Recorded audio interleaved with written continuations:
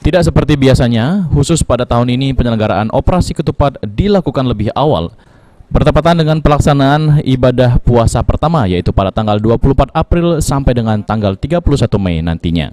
Hal ini dilakukan karena saat ini Indonesia sedang terkena wabah virus corona, sehingga guna mencegah penyebaran virus tersebut, pemerintah memberlakukan pelarangan warga untuk melaksanakan mudik.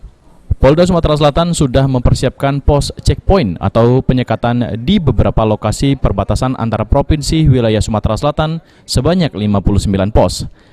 Nantinya bukan hanya pemudik antar provinsi yang dilarang, namun juga pemudik antar kota maupun kabupaten di Sumatera Selatan juga akan dilarang. Kenapa? Sesuai dengan edaran atau perintah dari Bapak Presiden terkait bahwa larangan mudik terhitung pada tanggal 24 April 2020. Masa kegiatan operasi ketupat ini dari tanggal 24 April sampai dengan tanggal 31 Mei. 29 pos yang kita gunakan. Itu di mana saja Pak, ditempatkannya Pak? Yang jelas perbatasan antara provinsi kita. Oh gitu. Yang jelas ada termasuk juga provinsi-provinsi tetangga. Jadi dikatakan mudik ini bukan karena mudik yang dari luar masuk sebenarnya.